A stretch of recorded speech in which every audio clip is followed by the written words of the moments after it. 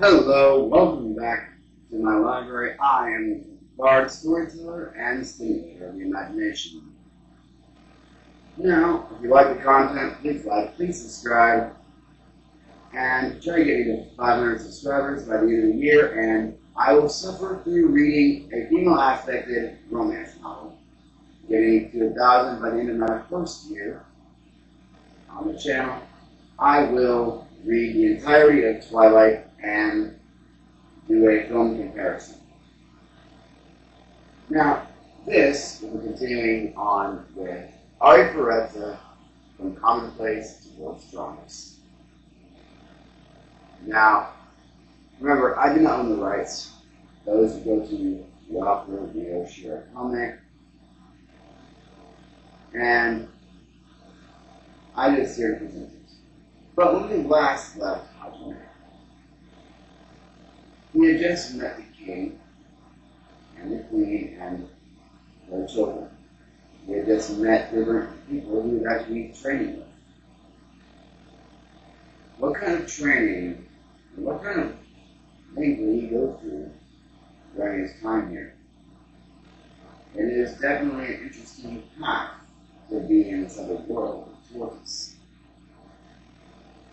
Now, as you know, Hajime's classmates are not the nicest people. However, maybe if he actually gained some skills, he would actually gain some respect from his classmates. However, the real question is, does that even seem possible? Someone who is average in that other world to actually gain extreme skills in the new one? Let's find out. Arifureta from Commonplace, the World's Strongest, Volume 1, Chapter 1, Part 2.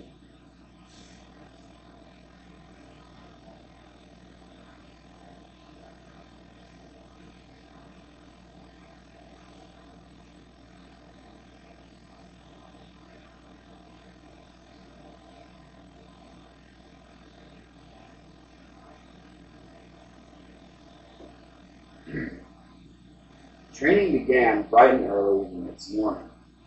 Everyone was handed a 12 centimeter by 7 centimeter silver plate. As the students stared at those strange plates, the night captain, Neld Loggins, began explaining their function.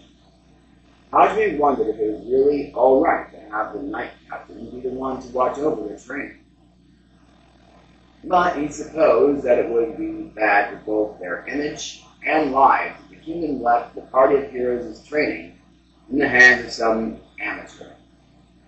Captain Meld himself seemed quite happy to oversee their training as he laughed heartily and said, "Besides, this gives me a reason to push all the boring paperwork onto my vice captain." It seemed the captain was perfectly fine, perfectly content with his role, though the poor vice captain probably was not. "All right, you kids all got your plates? We call them status plates. As their name suggests, they take various parameters and quantify them for you. They also make for great identification cards. So long as you've got these, you'll be fine even if you get lost somewhere.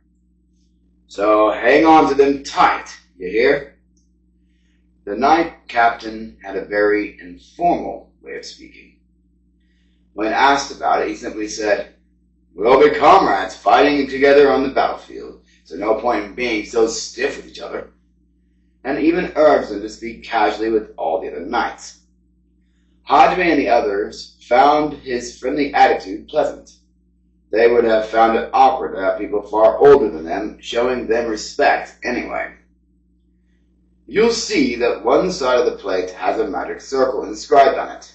Use the needles I provided to prick your finger and drip some blood onto the circle. That will identify you as the owner of the plate. Then, if you say open status, you'll see your current stats displayed on the plate. Oh, And don't bother asking me how it works. I've got no clue. These things are artifacts that are from ancient times. Artifacts? Cookie asked, stumbling over the unfamiliar word.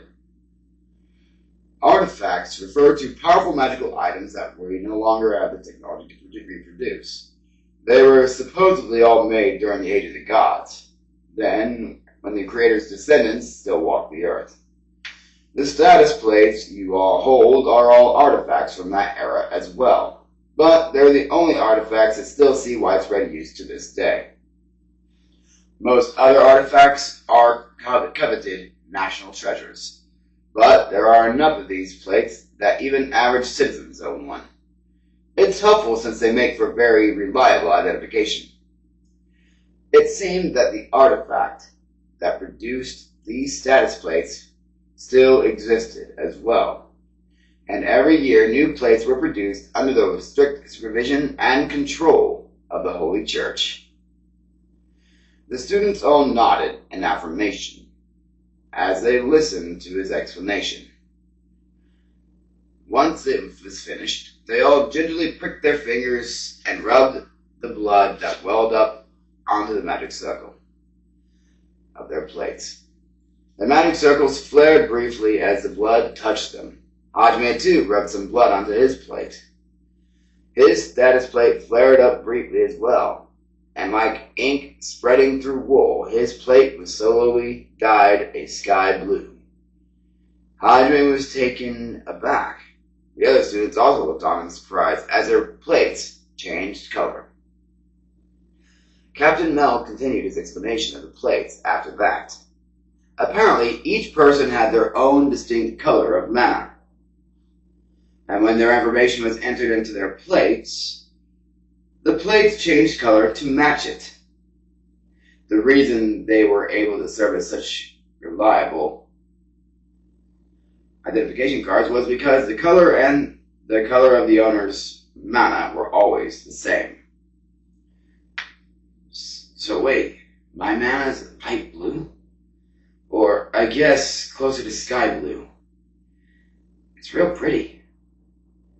Glad that his mana wasn't pitch black or anything along those lines. Hajime looked around and saw that everyone else was also busy staring at their own colors. Koki's was, predictably, pure white. Ryujiro's was dark green. Kaori's a very light purple. And Shizuku's the deep blue of lapis lazuli.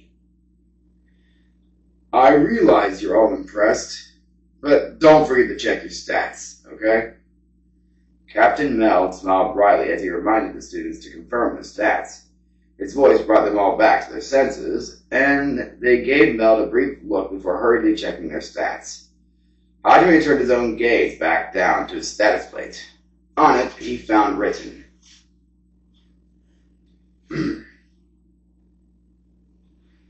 Hajime Nagamo. Age 17. Male. Job, synergist. Level 1. Strength 10. Agility 10. Vitality 10. Magic 10. Defense 10. Magic defense 10. Skills, transmute, language comprehension. The above information. Hajime felt that he'd almost turned into some kind of video game character as he looked at his stats. Everyone else was also absorbed in reading their plates. Seeing that, Captain Mel began explaining the different stats. Everyone got a good look at their stats? Alright, let me explain them from the top. First, we have your level. See it? That number grows as your other stats grow. The highest level is 100. And when you've reached that, you've reached your limits as a human being. In other words, one's current level shows how much of their full potential they've realized. Reaching 100 means unlocking all of your latent potential. And it is a cap beyond which you cannot grow. Very few people manage to make to level 100 though. So it wasn't exactly like a game, since raising your stats increased your level and not the other way around. Your stats will naturally increase as you train. And you can also use magic or magic and meter items to raise your stats. Also, those with a high magic stat will naturally grow faster than others. No one knows exactly why, but we assume it's because a person's mana assists in the growth of their other stats. Later on, you'll all get to choose equipment that corresponds to your individual stats. The items in our treasury will be yours for their taking. You're the heroes who are going to save our kingdom, after all. Judging by Captain Mel's explanation, defeating a monster wouldn't magically increase one's stats. Everyone just had to train the old-fashioned way. Next up, do you all see the little box that says job in it? Put simply, that refers to your natural aptitude. It's directly linked to the skills box in the bottom, and your job determines the kind of skills you can learn.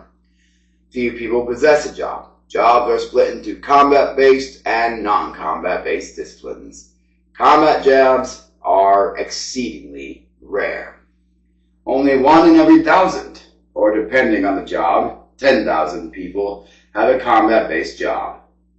Non-combat jobs are technically rare too, but, well, 1 in every 100 people has one.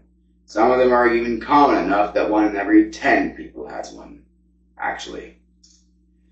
There's a lot of people who have non-combat production-related jobs. Hajime looked back down at his status plate. His job was synergist, which meant his talents had to do with synergizing, whatever that was supposed to be. Ishtar said that Hajime and the others came from a world superior to their own, and that they possessed better abilities than the humans of Tortoise due to that fact. And it's only natural that I have a job, thought Hajime. As his lips curled up into a smile, there was an unknown person who wouldn't be happy to be told that they were gifted with a special talent. However, at Captain Meld's next words, Hajime's smile vanished and was replaced by a cold sweat. Next, well, your stats are simply what they say they are. The average for most stats at level 1 is around 10. But you're all heroes, so you surely have to have far higher stats than that. Man, I'm so jealous of you guys. Oh yes, don't forget to report your stats to me. I'll need to know them to decide how best to train you guys. The average stats for someone at level 1 were around 10, and each and every one of Hajime's stats were a perfect 10. His mind raced furiously as cold sweat poured down his back. Huh, doesn't that mean my stats are totally average? Like, completely and utterly mediocre? I don't have godlike cheat powers? My power level is over 9,000? What about everyone else? Maybe everyone's just like that at the start. Hajime clung on to this last sliver of hope as he furtively glanced around at the other students. Everyone's eyes were sparkling as they looked at their stats. Not a single one of them was breaking out in a cold sweat like Hajime. Koki was the first to step up and show his stats to Captain Mel. His stats were as followed. Koki Amaigawa, age 17, male, job, hero, level 1, strength 100, agility 100, vitality 100, magic 100, defense 100, magic defense 100. Skills: elemental affinity, elemental resistance, physical resistance, advanced sorcery, swordsmanship, superhuman strength, armor proficiency, foresight, increased mana recovery, detect presence, detect magic, limit break, and language comprehension. The guy was a living personification of cheat skills. Whoa, you really are a hero. You already have stats in triple digits at level 1. And most people normally only get 2 or 3 skills. You're way beyond normal. What a reliable hero. Well, you know how it is. Koki blushed and scratched his head as Captain Meld praised him. As an aside, Captain Meld was at level 62. His stats were all within the 300 range, and he was one of the strongest humans alive.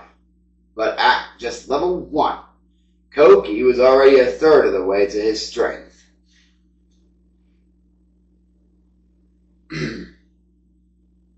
If his growth rates were just as high, he'd overtake the captain in no time.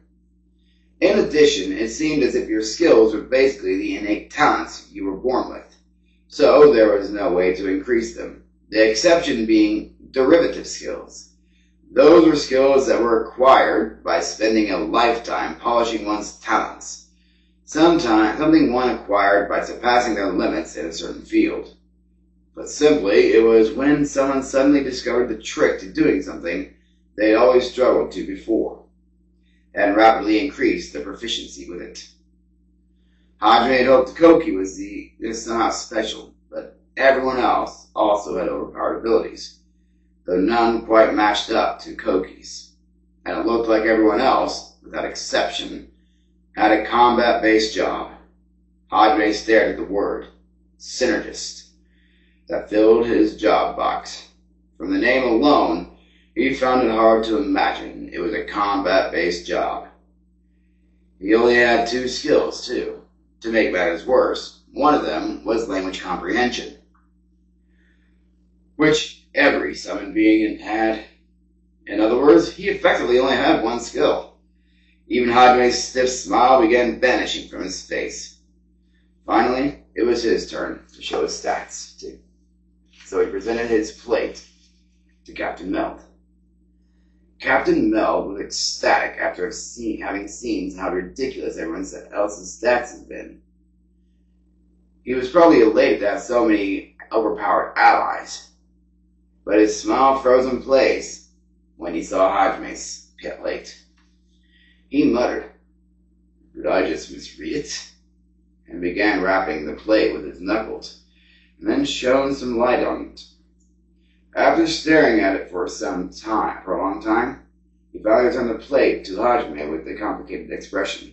Well, you see, a synergist is basically a blacksmith of sorts. It might come in handy if you plan on opening a smithy, but otherwise... Captain Meld muttered out a poor explanation of Hajime's role. Hajime was certain the boys of his class, who all hated him, would jump at this new chance to belittle him. Blacksmithing was clearly not a combat-based job. The rest of his classmates all had combat-based jobs, and he highly doubted his particular job would be of much use in battle. Daisuke Hiyama grinned wickedly as he hollered out to Hajime, "Hey, Nagamo! Don't tell me you seriously got a non-combat job. How's a blacksmith gonna fight monsters? Hey, Meld, is this synergist or whatever a rare job?" "No, not particularly. 1 in every 10 people have it. In fact, all the craftsmen in the kingdom and employees have the job." "Give me a break, Nagamo. You're gonna fight with something like that?" Yama folded his arms provocatively as he said those words. If Hajime looked around, he could see that most of his classmates, the boys especially, were all laughing at him. Who knows? You never know until you try. "Show us your stats then, if you're so confident. They're going to be way high to make up for your crappy job." Yama had most likely already guessed Hajime's stats from Captain Meld's expression, but he simply wanted an excuse to bully Hajime some more. He possessed quite a nasty personality. His 3 flunkies all jeered at Hajime. They were the kind of stereotypical thugs that bullied the weak and groveled for the mighty. Their actions were so clearly malicious that Kaori and Shizuku both glared at them, eyes full of disdain. Despite how smitten they were with her, none of them seemed to realize she disliked such bullying. Hajime and lazily handed his plate over to him. When he saw the stats engraved on it, he almost burst out laughing. He passed the plate down to his other underlings, and they sneered or laughed at Hodgman as well. What the hell, man? You're like totally average. Actually, 10's exactly average. So I bet there are even some babies out there stronger than you. You gotta be kidding me.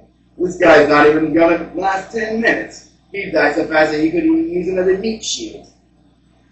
Unable to stand it any longer, Harry opened her mouth to give them a piece of her mind.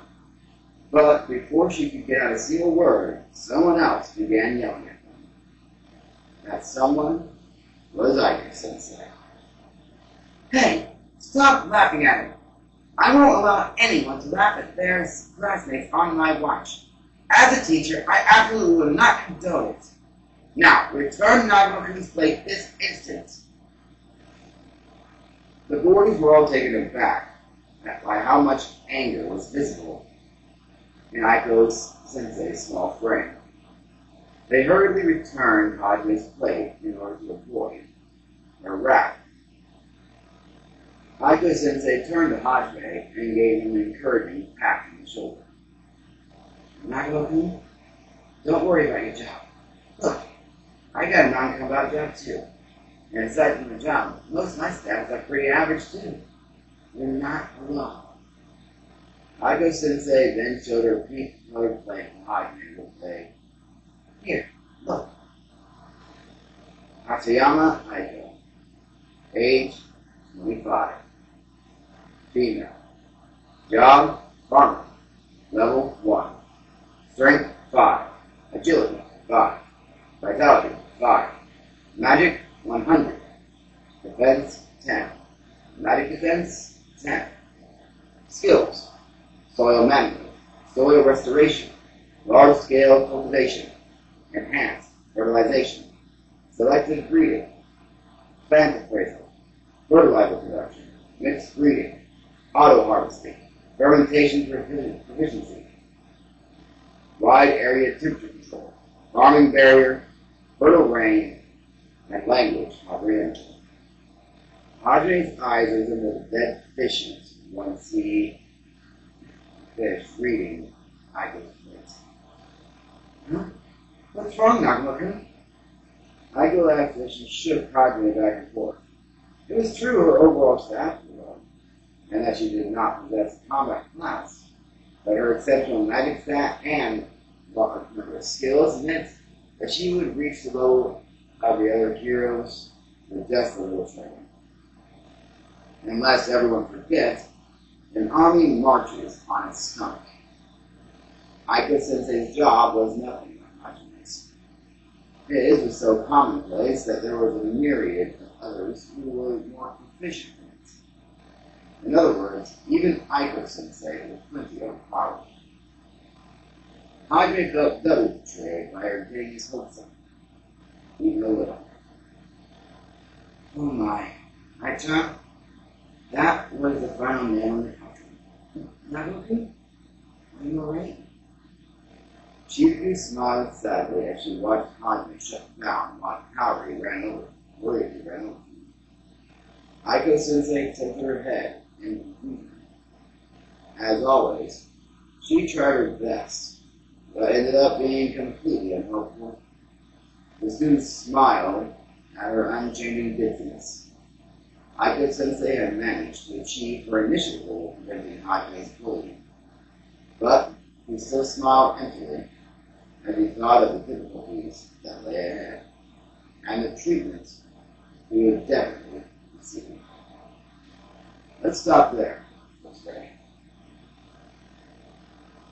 Now we see Hajime's stats, as well as Koki's stats, and Izuku's stats. And as it was so well pointed out, Hajime's stats were all so very average for that world. So, how will his training go? Will he be successful in actually growing his strength? And how will Kiyama use his own deficiencies as an advantage to bully Hajime some more? If you like the content, please like and subscribe. Turn on some notifications so you don't miss a video. And I will see you again another time. This has been the Eclectic Vlog.